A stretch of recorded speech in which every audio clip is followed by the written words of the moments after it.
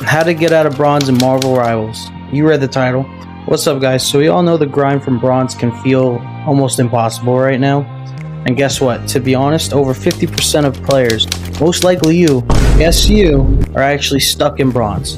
Just like I was. But I climbed out of it and you can too. We need to get out of bronze already. You're better than that. I believe in you. Alright, so let's get into it. Tip number 1, be good. Like, actually. Boo, you stink!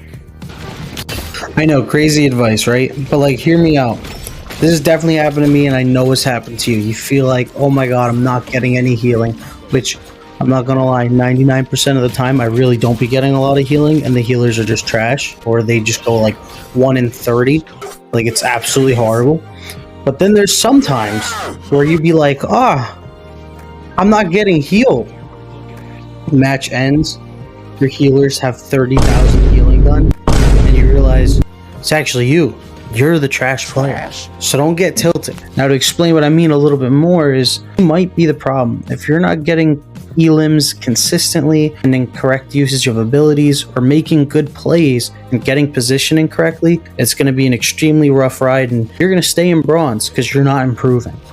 So play your best character. Just don't switch up too fast or you're never going to actually get good at anything. Let's say you main Iron Fist, or if you're like me, I like playing as Moon Knight.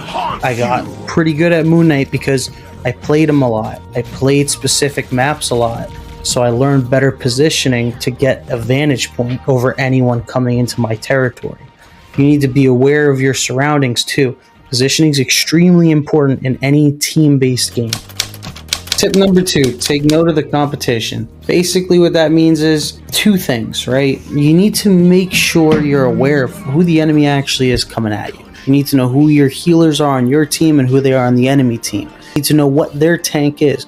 If they have a Venom coming at you, that means their tank is primarily going to make sure it comes into the back line to mess your healers up if they're good, and then come and get you when you can't get healed. So you need to be aware of this in order to win the game. Now, vice versa, now you, if you're always going to main DPS and you never want to switch, you need to be aware of also their backline.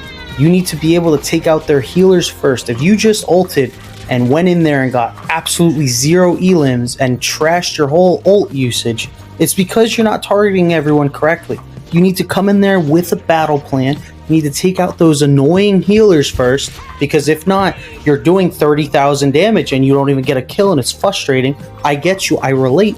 But once you take the healers out, everyone else just melts. Tip number 3, adapt to the match.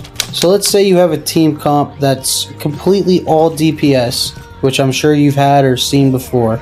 No one's a healer, there's no tank. Again, this is an extreme example just to get the point here. This is where you're going to have to adapt. You gotta wear your big boy pants now and you gotta realize something.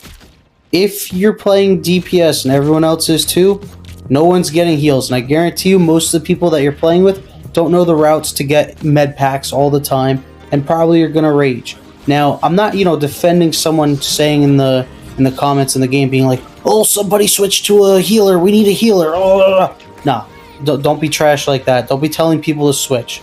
Don't ever force someone to do something because that's not how it works. They're not going to. But let's say you're like me, right? I flex. I love using Jeff the Shark because he's adorable and his ultimate's funny. If everyone's being a DPS and I know how to switch to a medic, I'm going to end up switching because I want our team to win. You have to be able to strategize and analyze everything that's going on the battlefield. If everybody on the enemy team is healing people consistently and we keep getting sent back to spawn, you need to put 2 and 2 together. If you're only a one trick and you could only main 1 DPS, let's say you could only use the Punisher, and you don't know how to heal, and you're like, no one's healing me. Just be aware of the med pack rotation. This is why I always recommend too, be versatile. Learn different things. Go to quick play, try a healer. Learn 2 characters from the tank build. Learn 2 characters from the DPS. Learn 2 characters from support as well. You need to become versatile in order to power through these ranks, because let's be honest, most of the bronze players you're playing with are terrible, and it's not your fault, it's just they don't know how to play. They'll be playing Spider-Man, going in the back line, saying, I need heals, and they die because they're horrible. I've had it happen to me, it sucks. but you're better than this. This is why you have to adapt. Wait for the team. Stop soloing. This might be the most important tip on this list. If you don't hear anything else, listen to me. Stop running in alone.